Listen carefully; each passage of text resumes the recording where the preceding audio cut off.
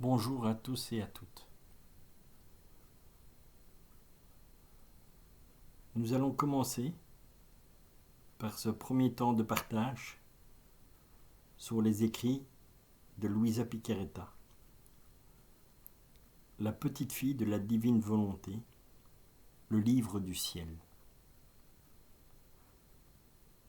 Nous allons faire ce partage en 3 étapes. Étant donné qu'il y a encore beaucoup de personnes qui ne connaissent pas Luisa Picaretta, je vais commencer par lire un petit résumé de sa vie qui se trouve dans le livre du ciel. Voilà, comme ça tout le monde peut voir.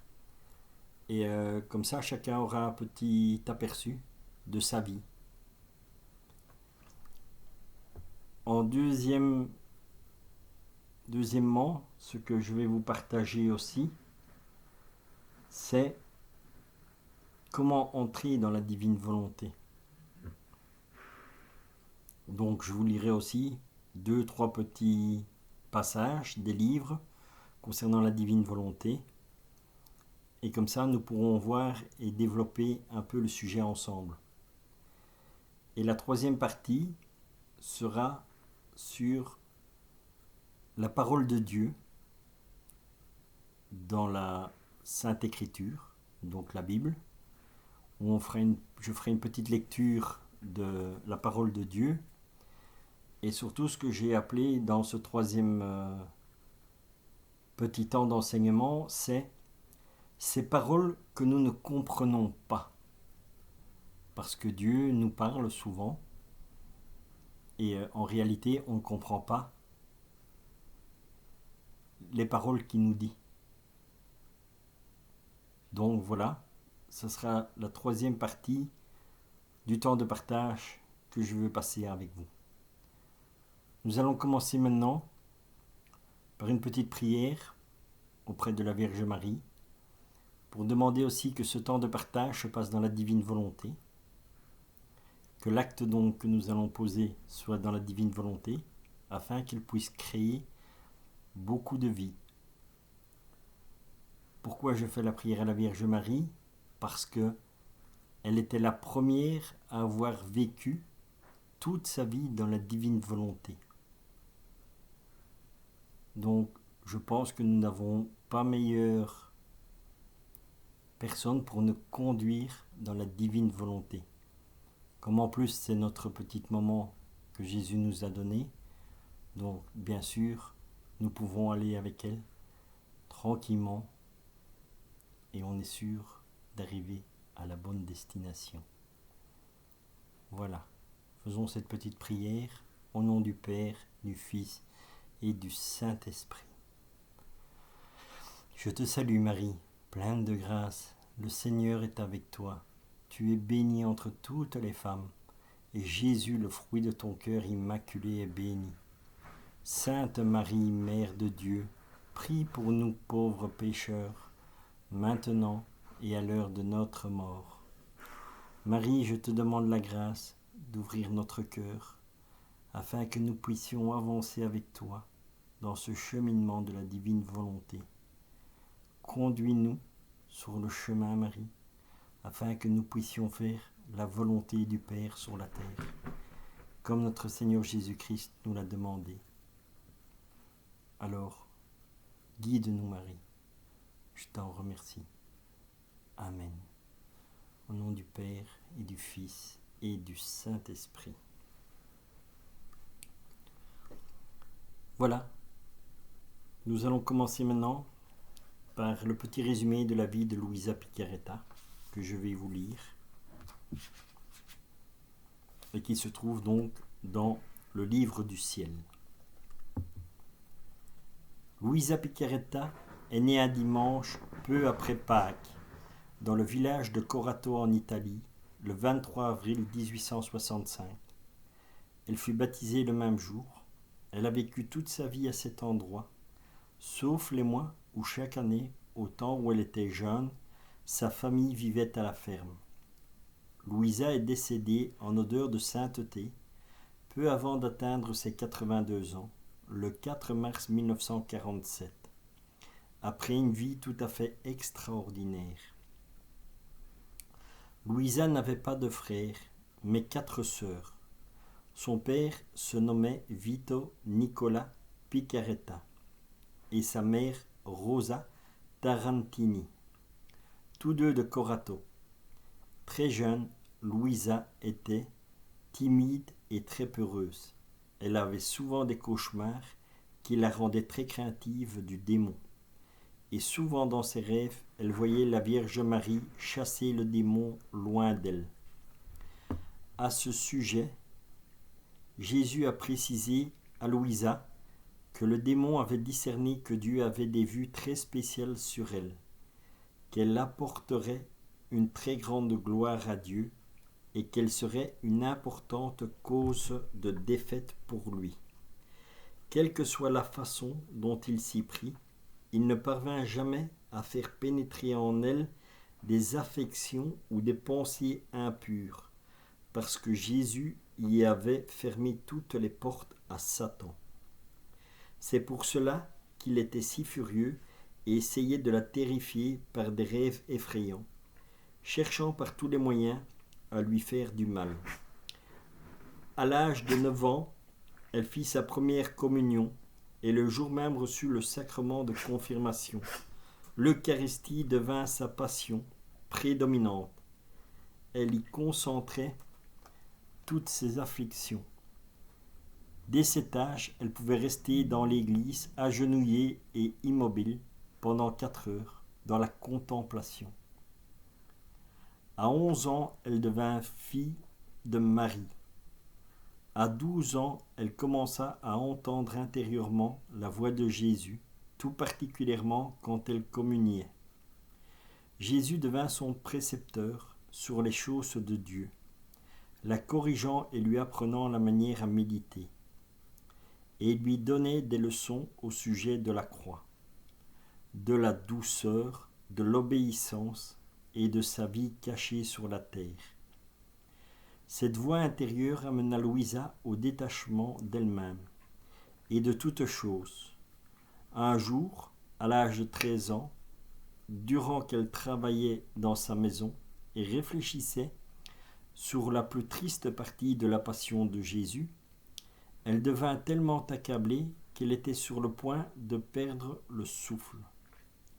Elle se rendit alors sur le balcon du 2e étage de la maison. Comme elle regardait en bas, elle vit au milieu de la rue une foule immense conduisant le doux Jésus.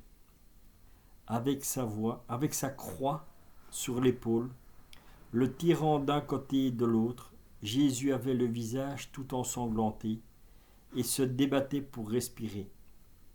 Il faisait pitié à ramollir les pierres.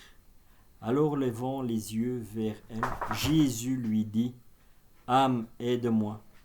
Il est impossible de décrire la tristesse qu'elle ressentit et l'impression déchirante que cette scène produisit en elle. Elle retourna rapidement à sa chambre, complètement sidérée, ne sachant plus où elle se trouvait. Le cœur brisé de tristesse, elle y pleura des torrents sur les grandes souffrances de Jésus. À partir de ce moment, elle fut profondément inclinée à souffrir, par amour pour Jésus. Vers cette époque aussi commencèrent ses premières souffrances physiques, quoique cachées, ainsi que de grandes souffrances morales et spirituelles. Au bout de 3 ans, les assauts diaboliques tirèrent à leur fin. Quand elle eut 16 ans, alors qu'elle était à la ferme, les démons lui donnèrent un dernier assaut, si violent et pénible qu'elle en perdit l'usage de ses sens. Dans cet état, elle eut une nouvelle vision de Jésus souffrant. Mue intérieurement par la douce et amoureuse invitation de la grâce, Louisa s'abandonna totalement à la divine volonté et accepta le rôle de victime, pour lequel Jésus et la douloureuse mère la conviaient. À l'âge de 17 ans, Louisa commença à vomir sa nourriture et fut obligée de garder le lit par intermittence. Tout ceci était inexplicable pour sa famille, les prêtres et les médecins. Plus tard, après beaucoup de souffrances morales venant de sa famille et des prêtres, on réalisa que son état résultait d'une maladie mystique correspondant à sa situation de victime volontaire, en regard de la mission à laquelle Dieu l'avait appelé. À partir de cette époque et jusqu'à sa mort, quelques 65 années plus tard, Louisa vécut sans nourriture et sans eau. Sa nourriture consistait en la divine volonté et en la sainte communion. À partir de 22 ans, elle dut garder le lit en permanence. Le 16 octobre 1888, à l'âge de 23 ans, Louisa fut unie à Jésus par les épousailles mystiques. 11 mois plus tard, en la présence de la très sainte Trinité et de toute la cour céleste, son union avec Jésus fut ratifiée. Elle fut liée à lui par le mariage mystique. En cette journée bénie se produisit aussi le prodige des prodiges. Louisa, qui avait alors 24 ans, reçut le cadeau de la divine volonté. C'est le plus grand cadeau que Dieu puisse offrir à une créature. La grâce des grâces, beaucoup plus grande encore que le mariage mystique. À ce moment, le troisième fiat de Dieu, celui de la sanctification, prenait forme sur la terre. Il commençait dans l'âme de Louisa, et ce fut ainsi que le royaume de Dieu, dont Jésus a tant parlé, s'inaugurait sur la terre. Il se développera silencieusement, petit à petit dans les âmes préparées par Marie, la mère et la reine de la divine volonté. En février 1899, par obéissance à son Seigneur et à son confesseur, Louisa commençait à écrire. Elle le fera durant 40 ans, mettant sur papier les plus sublimes secrets du mystère de la divine volonté. Le reste de sa vie fut un mélange de joie et de souffrance, d'écriture, de couture, d'obéissance, de prière et d'aide aux autres. Avec beaucoup de sagesse et de tendres conseils, Jésus, le seul en qui elle pouvait avoir confiance, était sa seule consolation. Quand elle était privée de sa présence, sensible, ses agonies pour les âmes étaient si profondes qu'elles surpassaient parfois les souffrances du purgatoire. Louisa fut admise de façon permanente dans les splendeurs éternelles le 4 mars 1947. Il y eut une incertitude au sujet du moment de sa mort durant 4 jours, vu que son corps n'était pas soumis à la rigidité habituelle. Cependant, il fut impossible de redresser son dos, et on dut fabriquer une tombe spéciale lui permettant d'y garder la position assise, la même qu'elle avait gardée pendant ses 64 années d'alitement. 47 ans plus tard, au début de 1994, le Vatican demanda à l'archevêque de son diocèse natal de mettre en marche le processus pour sa béatification. Sa cause fut officiellement introduite le jour de la fête du Christ roi, le 20 novembre 1994.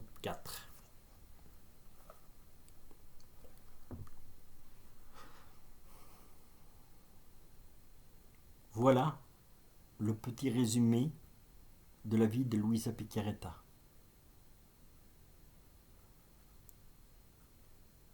Ce qu'il faut comprendre aussi,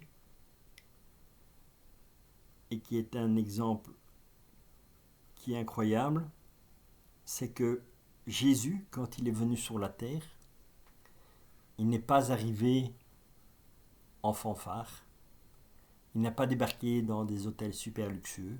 Il n'est pas arrivé en voiture décapotable. Il est simplement arrivé dans une étable où personne ne savait qui il était. Et j'ai remarqué que la plupart des grands saints vivent exactement la même chose. Luisa Picaretta, c'est comme Jésus. C'est quelqu'un qui sort d'un endroit où il n'y a personne qui la connaît. Et quand on le présente, elle n'est même pas intéressante pour essayer de lire ou de comprendre ce qu'elle a fait. Je vous partage cela parce que j'en ai fait l'expérience moi-même. En fait, on s'attend toujours à voir les choses du ciel, que ça arrive en fanfare. On attend une apparition de Jésus, de la Vierge Marie, des anges ou des saints. Et en réalité, le Seigneur y vient toujours dans la simplicité et l'humilité. Donc voilà. Moi, quand on m'a présenté les livres de Luisa Picaretta, j'ai fait comme beaucoup de personnes. J'ai dit, bon, ça ne m'intéresse pas. Donc, c'est un peu la même chose que j'aurais dit à Jésus quand il serait venu chez moi. Bon, tu ne m'intéresses pas trop. Voilà. Donc, et là, nous devons encore bien comprendre la parole que Jésus nous dit dans la Bible. Vous avez des yeux et vous êtes aveugles. Vous avez des oreilles et vous êtes sourds. Et j'ai fait souvent aussi l'expérience avec des personnes qui me disaient « Ouais Richard, tu as facile parce que tu dis le Seigneur il est là, ou la Vierge Marie, ou c'est ci ou c'est ça. Et nous on prie et on ne voit jamais rien qui se passe, ou si peu de choses. » Et combien de fois je ne leur disais pas, donc même sans le savoir, je leur disais « Mais le ciel est à côté de vous et vous ne le savez même pas. » Parce que même moi je ne comprenais pas le sens de ces paroles. Et c'est pour ça que c'est un temps de partage que je voulais faire aussi avec vous, en vous expliquant les paroles que nous ne comprenons pas. Parce qu'il y a énormément de fois où le Seigneur nous parle, simplement, mais comme nous raisonnons humainement, on ne comprend pas ce qu'il dit. Ce que je désire maintenant aussi vous partager un peu, ce sont des écrits de Luisa Picaretta, qui ont été réunis dans un livre qui s'intitule L'Envol. C'est un livre qui a été fait par Marcel Laflamme au Canada. Au Canada, les écrits de Luisa Picaretta, cela fait des années que les gens en parlent, qu'il y a des groupes de partage, et voilà. Il a écrit ce livre pour faire, si on veut, un petit concentré pour rentrer dans la divine volonté. Et c'est un livre que je trouve magnifique et qui a été préfacé par le père Dominique Duthène. Voilà, et ça s'appelle L'Envol. Donc je vous le conseille. Ici, je vais vous lire un ou deux passages pour vous expliquer l'importance d'acquérir les connaissances sur la divine volonté. Jésus dit à Louisa, « Je veux que vous m'écoutiez, parce que je vais vous enseigner des choses surprenantes, des leçons du ciel qui vous apporteront une lumière qui ne s'éteindra jamais, et un amour qui durera toujours. L'acquisition des connaissances sur la divine volonté est la clé qui ouvre la porte à ce don. Ainsi, le Seigneur nous fait connaître de quelle manière se fera le règne de la divine volonté sur la terre. Je veux que soient connus les effets de mon divin vouloir et ses avantages, la gloire complète de ma création et l'accomplissement final et définitif de la rédemption, en dépendant. Oh, que d'effets demeurent suspendus, autant de la création que de la rédemption, parce que vous ne connaissez pas les bienfaits de mon vouloir divin, et que mon vouloir divin ne règne pas au milieu de vous. Jésus dit encore, « Ce que je manifeste à propos de ma divine volonté et que tu écris, on pourrait l'appeler l'évangile du règne de la divine volonté, qui n'est en rien opposé aux saintes écritures, ni à l'évangile que j'annonçais étant sur terre. Au contraire, on peut l'appeler le soutien de l'un et de l'autre. Voilà à quoi serviront les innombrables choses que je t'ai manifestées, les incalculables et surprenantes vérités, les promesses de tous les bienfaits destinés aux enfants du fiat voluntas tua. Ce sera l'évangile, la base, la source intarissable à laquelle tous puiseront la vie céleste, le bonheur terrestre et la restauration de leur création. Oh, comme ils se sentiront heureux, ceux qui, avec empressement, boiront à grandes gorgées aux sources de mes connaissances, car elles possèdent la vertu d'apporter la vie du ciel et de bannir toutes les peines. Voilà donc comment entrer dans la divine volonté. Ce qui se passe aussi en entrant dans la divine volonté, ce n'est pas quelque chose qu'on va dire d'apparence extraordinaire. En fait, le Seigneur nous apprend à refaire sa vie à lui, depuis sa conception jusqu'à sa mort, dans la simplicité de notre vie, et de nous faire prendre conscience que Dieu n'est pas loin de nous, mais qu'en réalité, il vit en nous. Parce que nous avons été créés à son image. Cela veut dire quoi? Ça veut dire que nous sommes comme lui. Et ce qu'il nous décrit dans la divine volonté, c'est justement de nous apprendre à vivre comme lui, dans la simplicité de tous les actes que nous faisons tous les jours, que ce soit marcher, manger, dormir, respirer. Donc tout cela, ce sont des actes que l'on dit naturels, mais en réalité, ce sont tous des actes extraordinaires, parce que c'est Dieu qui nous les donne. Mais on ne s'en rend pas compte. Pour nous, c'est normal de marcher, c'est normal de manger, c'est normal de se lever, d'aller dormir, d'aller travailler. Tout est normal. Mais bien sûr que non. Tout est divin en fait, parce que tout nous est donné par Dieu. En lui, nous avons l'être, le mouvement et la vie. Si nous n'avons pas cela, nous ne sommes rien. Donc, c'est ça que Jésus veut aussi nous apprendre par la divine volonté, et ça tombe assez bien maintenant dans la situation actuelle où on vit, où tout le monde est confiné chez soi. C'est vraiment se rendre compte que, en réalité, de nous-mêmes, nous allons pas loin, quoi. Donc, si nous vivons sans Dieu, on est sûr que on n'ira pas loin. Mais si on se donne la peine vraiment de se tourner vers lui et de dire « Seigneur, aide-nous à comprendre et à vivre les situations », tout change. Et toute notre vie va changer. Toute notre spiritualité va changer. Parce que nous allons vivre avec Dieu en nous, et Dieu va nous accorder cette grâce de nous rendre compte que l'on vit en lui, avec lui et par lui. Et ça, il n'y a pas de cadeau plus extraordinaire que ça. Beaucoup de gens, même des personnes que je connais, qui ont une foi profonde et tout ça, ont avec ce temps difficile maintenant, des doutes. Et me disent, Richard, mais comment fais-tu pour toujours être comme ça?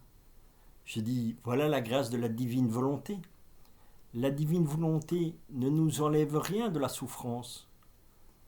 Je ne vais pas être épargné parce que je suis croyant ou ci ou là. Rien du tout, non. La seule chose que ça m'apprend que Jésus vit en moi est avec moi. Donc l'épreuve, je ne la traverse pas seule, mais je la traverse avec Dieu. Et quand Dieu est avec nous, qui est contre nous? Voilà l'importance de la divine volonté.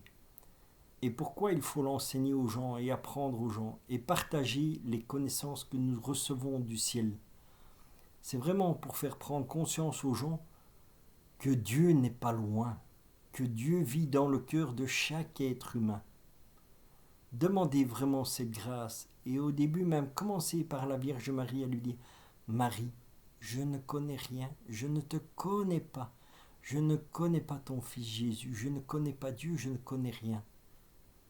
Mais par ta grâce, ouvre mon cœur à la divine volonté pour que je puisse prendre le chemin, pour retourner à la patrie céleste, car nous venons tous du ciel et nous retournons tous au ciel. »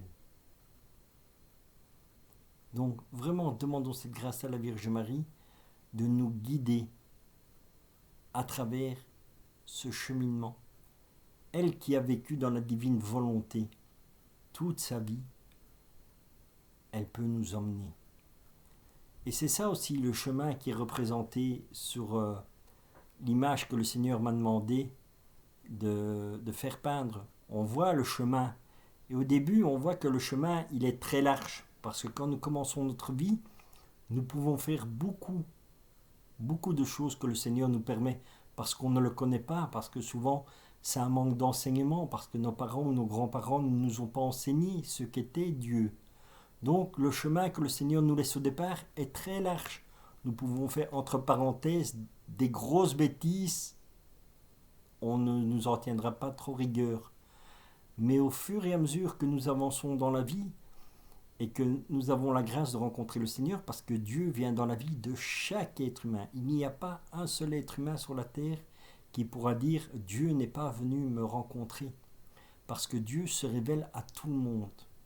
Et quand on nous fait cette grâce de venir à cette rencontre, prenons le temps de nous arrêter, de réfléchir et de dire « Seigneur, d'accord, je te suis ». À partir du moment où on donne cet accord, nous allons prendre ce chemin. Et par la grâce de Dieu, et surtout maintenant dans la divine volonté, nous pouvons avancer avec le Seigneur lui-même. Et marchons sur ce chemin, parce que le chemin, il va devenir de plus en plus étroit. Puisque Marie dit « Je suis la porte du ciel ». Donc, si vous regardez un peu la Vierge Marie, vous voyez que c'est pas large. Donc, ça veut dire que notre vie, elle doit vraiment être à l'image de Dieu. Et c'est ça que le Seigneur demande dans le Notre Père, que ta volonté, Père, se fasse sur la terre comme au ciel. Pourquoi ? Parce qu'au ciel, tout est parfait. Il n'y a rien en désordre. Toute la création, tout l'univers, tout est parfait. Les créations angéliques, que ce soit n'importe quel degré du cœur des anges, tout est parfait. Il n'y a pas un ange du 3e cœur qui va aller au 4e cœur, un ange du 7e cœur qui va descendre. Non. Tout est droit. Donc, prenons vraiment ce temps et ce chemin avec le Seigneur pour dire « Oui Seigneur, de nous-mêmes, nous n'allons jamais y arriver. » Parce que Dieu le disait quand ses apôtres lui posaient la question « Mais maître, qui peut arriver au ciel ?» Et Jésus leur répondait « Personne. »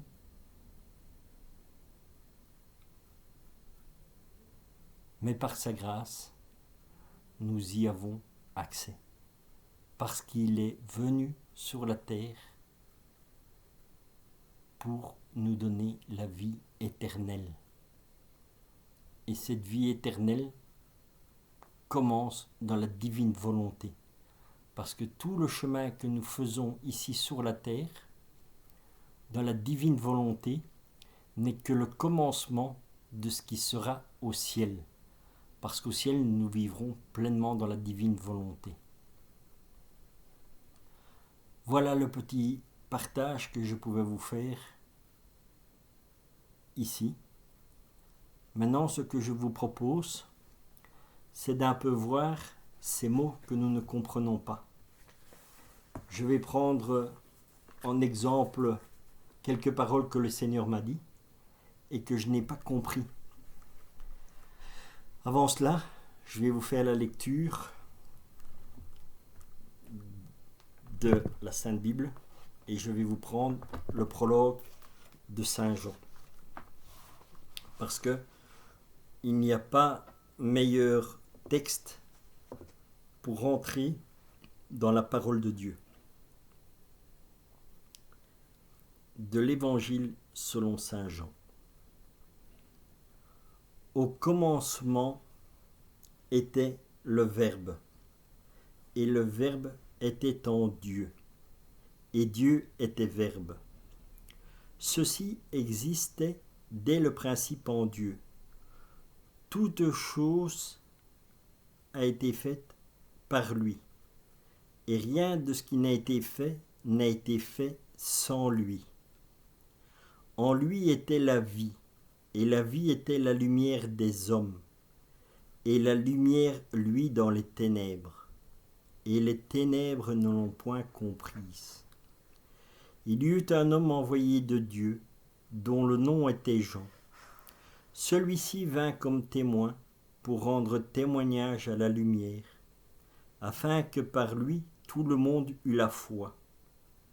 Il n'était pas la lumière, mais il fallait qu'il rendît témoignage à celui qui était la lumière. C'était la véritable lumière qui illumine tout homme venant en ce monde. Il était dans le monde, et le monde a été fait par lui. Et le monde ne l'a point connu. Il est venu dans son propre héritage, et les siens ne l'ont pas reçu. Mais à tous ceux qui l'ont reçu, il a donné le pouvoir de devenir fils de Dieu, à ceux qui croient en son nom, qui ne sont point nés du sang, ni des désirs de la chair, ni de la volonté de l'homme, mais qui sont nés de Dieu.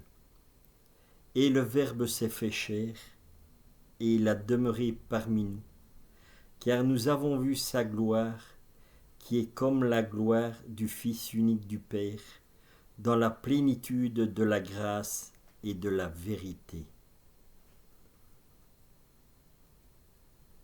Amen. Rendons vraiment grâce à Dieu pour sa parole.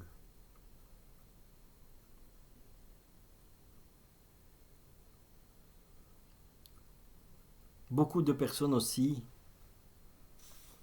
me disaient, oui, c'est facile de toujours dire au Seigneur, Seigneur, je veux ça, et malheureusement, on n'est pas exaucé.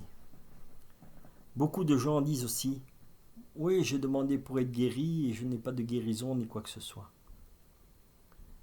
Mais ce qu'il faut bien se demander, la première chose, c'est est-ce que nous écoutons la parole de Dieu? Parce que c'est par là que la guérison commence. Pourquoi? Parce qu'au commencement était le Verbe. La parole de Dieu guérit. C'est pour ça qu'il est important d'aller à la Sainte Messe pour écouter la parole de Dieu. La guérison, c'est à partir de ce moment-là qu'on commence à les recevoir. C'est facile aussi d'aller à la messe le dimanche et de dire oui, j'ai écouté la parole du Seigneur, j'ai écouté le sermon du prêtre, oh, ou ci ou là. Oui, mais ce n'est pas ça, écouter la parole de Dieu.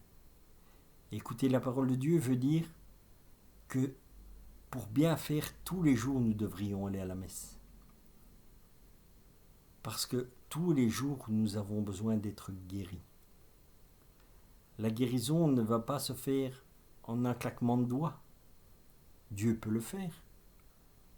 Mais ce n'est pas le but. Le but est que nous nous retournions vraiment vers lui. Et à force d'aller tous les jours à la Sainte Messe, d'écouter la parole, cette parole va commencer à vivre en nous. Et c'est ça aussi, vivre dans la divine volonté. La parole de Dieu va vivre dans notre cœur. Mais dans notre cœur, c'est là que Jésus se trouve. Donc, si vraiment nous voulons avoir quelque chose, c'est le cœur que nous devons nourrir. Et le seul aliment qui nourrit notre cœur est la parole de Dieu. C'est comme cela que nous recevons des guérisons. Et beaucoup de gens me disent aussi, oui Richard, mais c'est dur ou c'est dur l'épreuve. Et je leur dis, mais est-ce que tu rends grâce à Dieu? Parce que les personnes les plus aimées de Dieu, ce sont celles qui sont le plus dans la souffrance. Pourquoi? Parce que Dieu dit aussi qu'il envoie beaucoup de croix aux personnes qu'il aime. Pourquoi? Parce que quand nous recevons une croix du Seigneur, une souffrance, nous pensons à lui. Dans cette souffrance, on doit remercier le Seigneur de cette grâce. Et c'est ça que nous apprend la divine volonté. La divine volonté ne nous enlève pas la croix que le Seigneur nous donne. Au contraire, cette croix, elle devient plus une croix douloureuse, mais une croix glorieuse. Parce que nous comprenons le sens de cette souffrance. Parce que Dieu la souffre avec nous. Il revit cette croix en nous. Nous vivons en lui et lui vit en nous. C'est pour ça que autant de croix nous avons, autant de grâce, d'amour en réalité nous recevons. Mais nous nous arrêtons toujours à la première impression. Et c'est ça qui est dommage. Parce que si nous allions vraiment au fond des choses, là resplendit la lumière de Dieu. Vraiment, c'est au fond de notre cœur que Dieu vit. Et c'est les grâces de la divine volonté, c'est de nous faire prendre conscience qu'il vit là et qu'il partage tout avec nous. Mais pour ça, nous devons nous nourrir de la parole de Dieu. Nous devons aller à la Sainte Messe. Nous devons avoir une vie de prière. Parce que sans une vie de prière, nous ne sommes pas en communication avec Dieu. Et maintenant, nous pouvons tout faire dans la divine volonté. Ce qui veut dire que cela va prendre encore une autre ampleur. Parce que la prière ne veut pas dire d'être toute la journée avec son chapelet en main, ou toute la journée avec une litanie, avec des neuvaines ici. Non, non. C'est tous nos petits actes de notre vie courante deviennent prières. Quoi que nous fassions, que nous respirions, que nous mangeons, que nous dormons, que nous allons travailler, que l'on fait son ménage, que nous faisons la cuisine, tout ça devient des actes divins, parce que Dieu les fait avec nous. Et c'est ça la prière constante, et la prière du cœur. C'est-à-dire que tout ce que nous faisons, nous le faisons avec Dieu. Ça nous donne aussi une bonne leçon, dans le sens où ça nous apprend à enlever notre orgueil. C'est ça la grâce dans la divine volonté, c'est de dire au Seigneur, Seigneur, je t'offre ma volonté. En échange, donne-moi la tienne. Pourquoi? Ça nous apprend aussi l'humilité, parce que nous nous effaçons et nous faisons passer le Seigneur devant nous. Quand nous allons faire la vaisselle, ne dites pas « je vais faire la vaisselle ». C'est humain, mais ça devient notre orgueil. Si tu dis « Seigneur, tu veux faire la vaisselle? Je t'accompagne ». Nous nous sommes effacés. Dieu est à la première place, il va faire l'acte, mais nous faisons l'acte avec lui. Et c'est là que nous faisons un acte avec lui, que nous vivons en lui et par lui. Voilà toute la différence de la divine volonté et notre volonté. Ce que je vais vous partager aussi dans les paroles que on ne comprend pas. Ici, il y a un petit enseignement que Jésus a donné à Luisa Piccarreta sur justement les paroles. Et en fait, toutes les paroles qui sont dans la divine volonté ne sont que des lumières.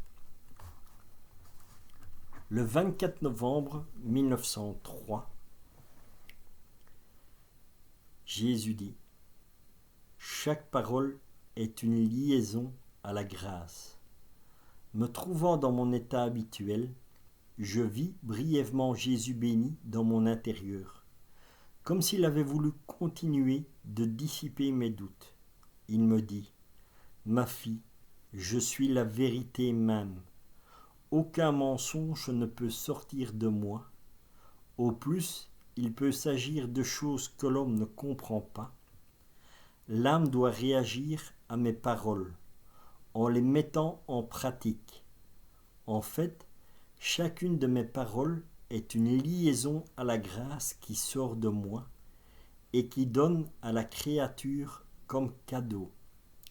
Si elle répond, elle joint cette liaison aux autres, qu'elle a déjà acquise. Si elle ne le fait pas, elle la retourne à son Créateur. En fait, je parle seulement quand je vois que la créature a la capacité de recevoir mes cadeaux. En me répondant, elle acquiert non seulement beaucoup de liaisons à la grâce, mais aussi beaucoup de liaisons à la sagesse divine. De plus, elle me dispose à lui donner encore plus de cadeaux. Mais si je vois que mes cadeaux sont retournés, je me retire et me tiens silencieux. Voilà encore un beau message qui nous fait comprendre que nous devons être attentifs à ce que Jésus dit et demander sa grâce vraiment pour que nous en prenions conscience. D'où est l'importance? Par exemple, ce que je ne comprenais pas, je vais vous donner quelques petits exemples concrets de ce qui m'est arrivé. Quand j'étais au ciel et que je ne voulais pas revenir, Jésus me dit « Ton temps n'est pas venu. Mais tu serais élevé une marche au-dessus des autres. » J'ai dit « Non, je ne veux pas. » Et au final, je suis revenu. Et quel était le sens de la parole « Tu seras élevé une marche au-dessus des autres » ? Ça ne veut pas dire que je suis plus intelligent que quelqu'un d'autre. Par contre, j'ai une expérience que la plupart des gens ne feront pas. Et cela m'a apporté quoi? Cela m'a apporté que, en réalité, à ce moment-là, Dieu m'avait préparé pour le temps que je vais passer maintenant, à faire des partages dans l'évangélisation. Donc 25 ans après, cette parole prend vie et prend le sens. Elle prend le sens et la compréhension. Pourquoi? Par la grâce de l'Esprit Saint. Parce que c'est en écoutant les paroles de Dieu à la Sainte Messe, dans les temps de prière que j'ai, que le Seigneur petit à petit travaille et chemine. Il travaille notre cœur, notre âme, vraiment pour que nous puissions être à son écoute. Être élevé une marche au-dessus des autres, et pour ce temps-ci, pourquoi? Parce qu'il est dit, et ça on verra dans un autre moment de partage que je ferai, à propos de la sainteté. Tout ce qui était dans la rédemption va s'accomplir dans le fiat de la sanctification. En fait, dans la divine volonté, il y a 3 fiat. Le premier fiat fut la création. Le deuxième fiat fut la rédemption. La rédemption est venue par la Vierge Marie et par Jésus. Il est venu, il a vécu pour nous, il a pris tous nos péchés, il est mort pour nous et il est ressuscité pour nous. Et le fiat de la sanctification est le temps où tout va être sanctifié. Mais tout ne va pas être sanctifié par nous. Ça va être sanctifié par Dieu même, puisque c'est ça le fiat de la divine volonté. C'est de nous apprendre à vivre comme quand nous avons été créés par Dieu. La marche, en fait, ce sont tous les grands saints, tous les docteurs de l'Église qui nous ont appris à cheminer, à rencontrer Dieu. On a rencontré Dieu dans leur humilité, dans leur simplicité, dans leur obéissance, dans les réformes qu'ils ont amenées. Ils ont montré l'exemple comment il fallait vivre en écoutant Dieu. Eux ont construit la marche. Quand le Seigneur dit « Tu serais élevé une marche au-dessus des autres », par la grâce de tous ces saints, Dieu nous donne la grâce de vivre dans la divine volonté. Les saints ont fait la volonté de Dieu, mais nous allons la vivre. Nous n'aurons qu'un mérite de par nous-mêmes. On ne va pas voir de différence ici. Par contre, on a la grâce d'avoir un chemin plus court pour aller au ciel. Parce qu'en fait, le ciel, nous allons déjà commencer à le vivre ici-bas, de par la divine volonté. Ce que les saints n'ont pas eu cette grâce. Ils vivent maintenant dans la divine volonté. Et ils se réjouissent pour nous, parce qu'ils disent, voilà, nous étions les premiers, et maintenant nous serons les derniers. Et nous qui sommes les derniers maintenant, allons devenir les premiers à aller au ciel. Parce que nous vivons le ciel sur la terre. Eux n'ont pas eu cette grâce parce qu'elle n'était pas donnée. Maintenant, elle avait été donnée à Luisa Piccarreta. Et nous avons vraiment ce cadeau, comme Jésus disait dans le passage que je vous ai lu de la vie de Luisa Piccarreta. Le cadeau des cadeaux, c'est la divine volonté. Ça veut dire que Dieu nous accorde vraiment cette grâce de vivre sur la terre ce que nous vivrons dans le ciel. Voilà ce qu'est être élevé une marche au-dessus des autres. Ce que Jésus dit encore aussi, avec Luisa Piccarreta, il dit « Les paroles sont comme des soleils. Luisa doit les écrire pour le bien de tous. Ces derniers jours, je n'ai rien écrit de ce que Jésus me disait. J'étais particulièrement indisposé à le faire. Jésus vint et me dit « Ma fille, pourquoi n'écris-tu pas mes paroles sont lumière ?» De même que le soleil éclaire tous les yeux, de manière à ce que chacun ait suffisamment de lumière pour ses besoins, mes paroles sont aptes à éclairer chaque esprit et à réchauffer chaque cœur. Chacune des paroles que je te dis est un soleil émanant de moi. Elles te servent actuellement, mais en les écrivant, elles serviront aussi aux autres.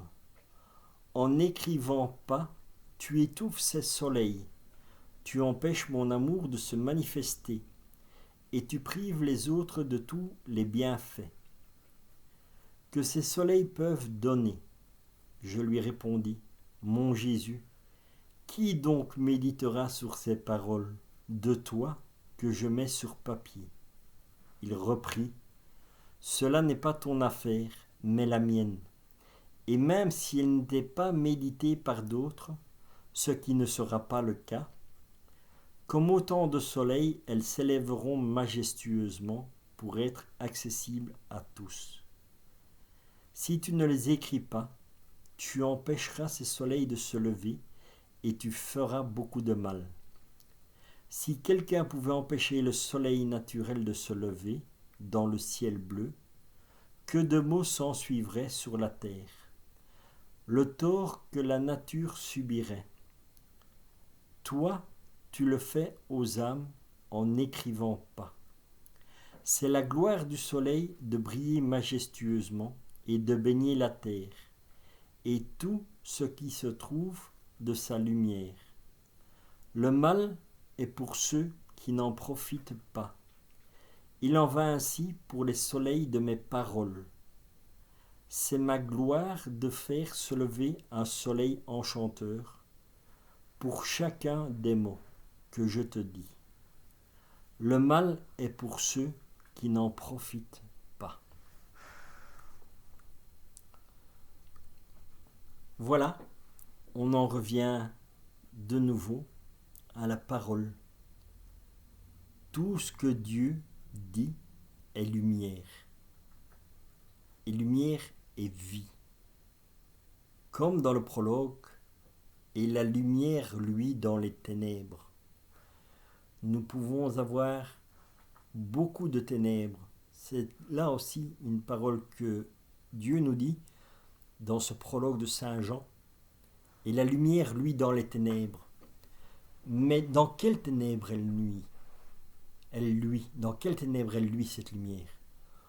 On peut très bien la prendre pour nous-mêmes, chacun individuellement, et au fond de notre cœur. Parce que, en vivant humainement, nous avons mis beaucoup d'obscurité dans notre cœur. Nous avons mis beaucoup d'humanité. Nous avons souvent mis Dieu hors de notre vie. Et je suis l'un des premiers à l'avoir fait. Et tout était obscurci. Mais comme nous sommes faits à l'image de Dieu, et que Dieu vit au fond de nos cœurs, la lumière luit dans les ténèbres. Et la seule personne qui puisse enlever ces ténèbres est Dieu.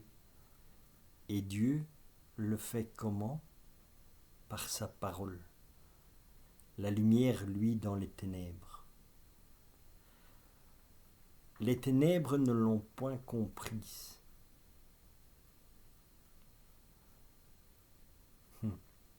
C'est plutôt nous, dans nos ténèbres à nous, qui ne comprenons pas en fait la parole de Dieu. Nous ne voyons pas cette lumière parce que nous devenons très orgueilleux. C'est la plus grande des ténèbres qui enveloppe notre cœur, l'orgueil. C'est aussi ce qui est dit dans la Bible, que le Seigneur il dit, si vous aviez la foi comme un grain de moutarde, vous diriez à cet arbre, déracine-toi et va te jeter dans la mer. En fait, c'est quoi? C'est toutes ces noirceurs que nous avons dans nos cœurs. Et que si on avait cette foi de dire à cet arbre de noirceur de sortir de notre cœur, on pourrait le faire, mais nous ne l'avons pas. Et c'est là que nous avons encore cette grâce dans la divine volonté, c'est que comme en tant qu'être humain, nous tombons souvent, parce que la foi c'est comme un thermomètre, on disait toujours, la foi elle monte, elle descend. Moi j'ai toujours dit, j'ai pas de foi. Je n'en comprenais pas le sens, pourquoi est-ce que je disais tout ça. Maintenant je commence à m'en rendre compte, parce que c'est vrai que humainement, je n'avais pas la foi. La seule foi que j'avais, je savais que je la recevais par grâce de Dieu. Par contre, maintenant, la grâce qui m'a été faite de me rendre compte, c'est que quand nous disons Seigneur, Seigneur, je te donne ma volonté et donne-moi la tienne, la foi, je la reçois. Et c'est pas que je la reçois, c'est Dieu qui vit en moi. Donc si Dieu vit en moi, la foi, bien sûr que je l'ai, puisque c'est Jésus qui l'a. Et comme Dieu me permet de partager tout de lui en moi, j'ai la foi. Et là, je peux dire à cet arbre, déracine-toi. Voilà la grâce de la divine volonté.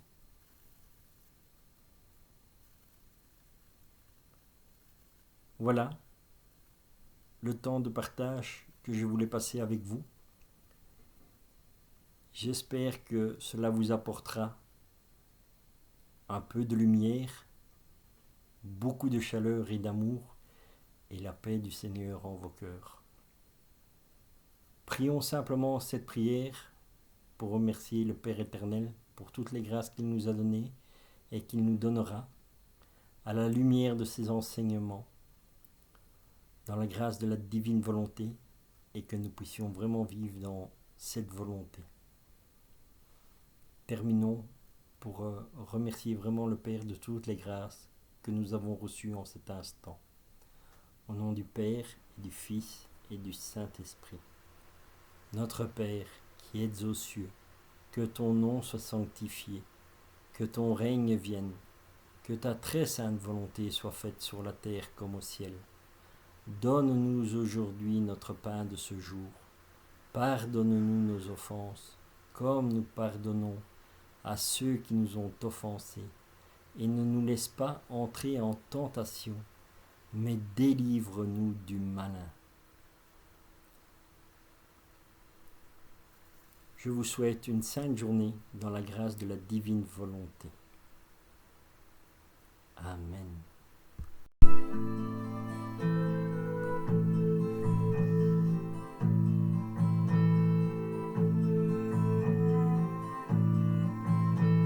Fusionne sans cesse dans ma volonté, meurs à toi-même pour ressusciter.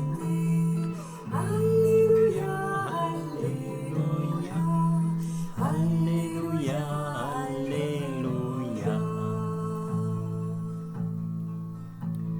Moi, je viens vivre dans ton quotidien, ainsi je transforme tes petits riens, la plus petite chose sans valeur, dans ma volonté devient infinie.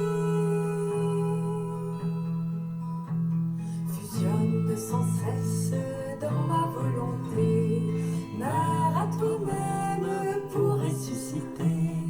Alléluia, Alléluia, Alléluia, Alléluia. Mon amour enfin révèle ses secrets. J'attendais ce jour de toute éternité. Prodige des prodiges dévoilés. Revenez-vous tous, ô ma Trinité. Fusionne sans cesse dans ma volonté, meurs à toi-même pour ressusciter. Alléluia, Alléluia, Alléluia, Alléluia.